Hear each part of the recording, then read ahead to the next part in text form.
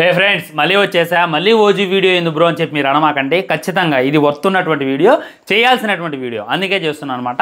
OG గురించి కొన్ని updates అయితే వచ్చాయి. టికెట్ రేట్స్ కూడా న్యూస్ అయితే బయటకు వచ్చింది. ఏపీ ప్రభుత్వం కూడా కొన్ని షోస్కి అయితే అనుమతి ఇచ్చిందనమాట.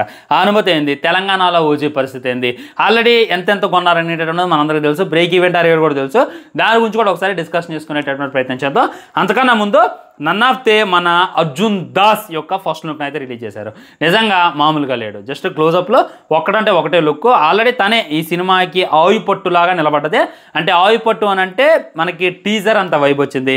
గ్లిమ్స్ని మనం పదే చూసాం. ఇప్పటికి కూడా ఆ గ్లిమ్స్తోనే సరిపెట్టుకుంటున్నాం అంటే దానికి కారణం అర్జున్ దాసే. ఎందుకంటే అర్జున్ దాస్ వాయిస్ అట్లాంటిది గంభీరంగా ఉంటుంది. ఆ అర్జున్ దాస్ వాయిస్ని వాడుకొని మంచిగా డబ్బింగ్ చెప్పించి గ్లిమ్స్ని అయితే వేరే లెవెల్ దింపిండు మన సుజిత్. సో తన ఫస్ట్ లుక్ ఎప్పుడు వస్తుందిరా, తను ఎప్పుడు రివీల్ చేస్తారా అని చెప్పి నేను అనుకున్నాను. నేను నిన్నే చెప్పిన ఖచ్చితంగా ట్రైలర్లో అర్జున్ దాస్ గురించి ఒక మంచి డిస్కషన్ ఉంటుంది. అర్జున్ దాస్ కూడా ఒక సూపర్ రోల్ ఉంటుంది అని చెప్పి నేను ఆల్రెడీ మీ ముందు డిస్కషన్ చేసిన. అదే జరిగిందనమాట. ఇవాళ ఈ లుక్ చూశాక కొద్దిగా సూపర్గా అనిపించింది. అంటే లైక్ ఇప్పటిదాకా అర్జున్ దాస్ని కరెక్ట్గా వాడుకుంది లోకేష్ కనకరాజే. మన విక్రమ్ సినిమాలో అయినా అండ్ ఖైదీ సినిమాలో అయినా అలా కేక వాడుకుంటూ ఆయన వాడుకున్న తర్వాత ఆయనే అంతలా వాడుకున్నటువంటి హీరో డైరెక్టర్ లేడు. కానీ ఈసారి మన పవన్ కళ్యాణ్ గారి సరసన ఖచ్చితంగా వేరేలో ఉండబోతుంది అని చెప్పి ఇంకా క్లారిటీగా అర్థమవుతుంది.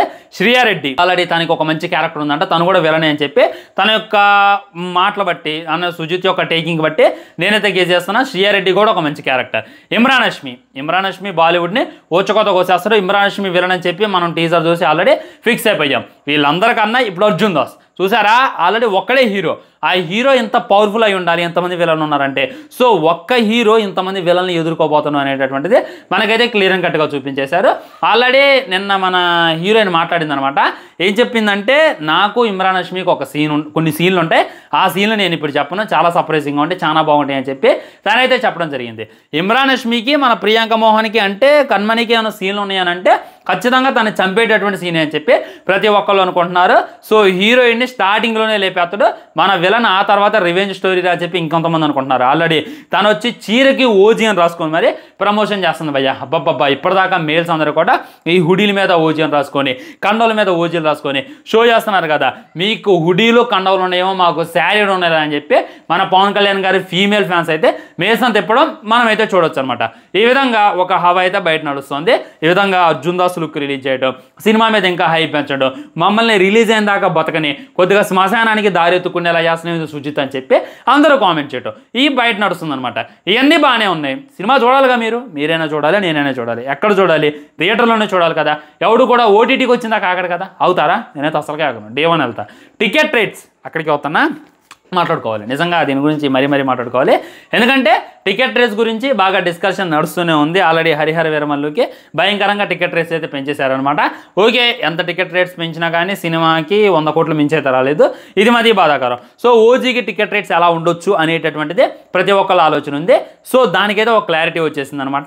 ఏపీ ప్రభుత్వం అయితే బెనిఫిట్ షోస్కి పర్మిషన్ ఇచ్చేసింది అనమాట. బెనిఫిట్ షోస్ అంటే మీ అందరికీ తెలుసు, 1ంటికి అయితే షోస్ పడబోతున్నాయి. ఇదైతే చాలా హ్యాపీ. సో మన తెలంగాణలో అయితే బెనిఫిట్ షోస్ గురించి అప్డేట్ ఉంది, చెప్తా చూడండి. బెనిఫిట్ షోస్కి అయితే పర్మిషన్ ఇచ్చేసింది. 1000 రూపాయల నుండి 3000 మధ్యలో అయితే అంతైనా ఉండొచ్చు. మల్టీప్లెక్స్లో అయితే 3000 పై మాటే. ఆల్రెడీ వేరే చోట్ల 1000-2000 అయితే నడుస్తుంది అనేటటువంటిది క్లారిటీగా అర్థమవుతుంది. ఆంధ్రప్రదేశ్లో బెనిఫిట్ షోస్కి ఇచ్చారంట. ప్రీమియర్స్ కూడా పర్మిషన్ ఇచ్చారంట. కానీ ప్రీమియర్స్ చేయడానికి మూవీ టీం అంత ఇంట్రెస్ట్ చూపించట్లేదు. కానీ బెనిఫిట్ షో ఖచ్చితంగా దింపుతామని చెప్పి మూవీ టీం అయితే తెలియజేస్తుంది. ఇది గ్రేట్. ఎందుకంటే బెనిఫిట్ షో అనేటటువంటిది ప్రతి ఒక్కళ్ళకి అవసరం. దానికి 2000-3000 అయితే టికెట్ రేట్ ఉంది. దీని మీద మీ ఒపీనియన్ కూడా తెలియజేయండి. 2000-3000 పెట్టలేరా భయ్యా, మరీ నాటకాలు చేస్తున్నారు. కానీ ఏముంది, ఒక 5 లక్షలు పెట్టుకున్నాడు టికెట్, మీరు కనీసం 2-3 ఏళ్ళు పెట్టుకోలేరా? ఆలోచించుకోండి. అందుకే ముందు చెప్తున్నా, ఖచ్చితంగా 2-3 ఏళ్ళు అయితే నడుస్తుంది, దాంట్లో డౌట్ లేదు. అండ్ మల్టీప్లెక్స్లో చూసుకున్నట్లయితే, సింగిల్ స్క్రీన్లో చూసుకున్నట్లయితే 175 రూపాయలు, 255 రూపాయలు, 500 రూపాయలు ఈ విధంగా నడుస్తుంది సింగిల్ స్క్రీన్లో. అండ్ మల్టీప్లెక్స్లో 750 రూపాయల పైన ఉండబోతుంది అనేటటువంటిది ఇంకా క్లారిటీగా అర్థమవుతుంది అనమాట. ఈ విధంగా 5 లక్షలు పెట్టి ఒక టికెట్ కొనగానే సరిపోదు, 3000 పెట్టి కూడా మీరు టికెట్ కొనాలి అని చెప్పి మూవీ టీం అయితే మనకైతే తెలియజేస్తుంది. నిజంగా టీఎఫ్ఐ కట్టుబానిసలు అంటే తప్పదనమాట. మరి టికెట్ రేట్స్ మీద ఇంపాక్ట్ చూపిస్తుందా భయ్యా అని అంటే, ఒకటి చెప్తాను, గుర్తుపెట్టుకోండి. అభిమానులు 5 లక్షలు పెట్టి టికెట్ కొన్నోళ్ళు, వాళ్ళు 5000 ఉన్నా ఒకరు, 10,000 ఉన్నా ఒకరు డే 1 కొనుక్కొని వెళ్తారు. డే 2 దాకా అయితే అభిమానులు ఆగరు. డే 1 మొత్తం ఫ్యాన్స్ అందరూ కూడా అయిపోతారు అనమాట. ఖచ్చితంగా ఒక షో కాకపోతే ఇంకో షో వెళ్తారు, చూస్తారు, ఎంజాయ్ చేసి వస్తారు. నార్మల్ ఆడియన్స్ పరిస్థితి ఏంటి అని చెప్పి మూవీ టీం ఒకసారి ఆలోచించాలి. మహోతార్ భయ్య మల్టీప్లెక్స్లో టికెట్ రేట్ ఎంత ఉందో తెలిస్తే మీ దిమ్మ తిరిగిద్ది. 150 రూపాయలు మల్టీప్లెక్స్లు అంటే ఏంది? 150 రూపాయలకి టికెట్ వస్తుంది. కానీ అక్కడ ఒక వాటర్ బాటిల్ 100 రూపాయలు ఉంది, ఒక పాప్కార్న్ 250 రూపాయలు ఉంది. ఇక్కడ ఈ టికెట్ రేట్ కన్నా కానీ ఆ పాప్కార్న్ రేట్ ఎక్కువ. సో అయినా కానీ ఆడియన్స్ వెళ్తున్నారు, ఎందుకంటే మహోతార్ జస్ట్ 150 ఉంది, సినిమా బాగుంది అనేటటువంటి టాక్ వచ్చింది. ఏమైందిరా అని చెప్పి వాళ్ళు ఎంతమందిని టార్గెట్ చేశారంటే మొత్తం ఆడియన్స్ని టార్గెట్ చేశారు. ఒకటి చెప్తున్నా, నా దగ్గర ఒక ప్రోడక్ట్ ఉంది, ఎగ్జాంపుల్ ఈ మొబైల్ నా దగ్గర ప్రోడక్ట్ ఉంది అని అనుకున్నాం. ఈ మొబైల్ నేను ఎంత చెప్పినా అంటే 1 కోటి రూపాయలు చెప్పిన, కనీసం ఒక 10 మందికి అమ్మితే ఒక 10 కోట్లు వచ్చేస్తాయిరా అని చెప్పి ప్రతి ఒక్కళ్ళు అనుకుంటారు, అవునా కదా? సో ఇది 1 కోటి రూపాయలు అంటే నేను 10 మందికి అమ్మితే నాకు 10 కోట్లే వస్తాయి. అదే నేను ఇది ఒక 1 కోటి రూపాయలు ఎందుకు లేదు, దీనికి ఒక 1,00,000 రూపాయలు పెడదాంలే అని చెప్పి 1,00,000 రూపాయలకి అమ్మినా 10 మందికి కాదు, ఆల్మోస్ట్ ఒక 10,000 మందిని అమ్మిననుకోండి, ఎన్ని డబ్బులు వస్తాయి? ఇమాజిన్ చేసుకోండి. ఇదే ఫోను 1 కోటి రూపాయలు పెట్టి 10 మందికి అమ్మితే 10 కోట్లే వస్తాయి. ఇదే ఫోను 1,00,000 రూపాయలు పెట్టి ఈజీగా ఒక 10,000 మంది లేదా 1,00,000 మందికి అమ్మితే వస్తాయి.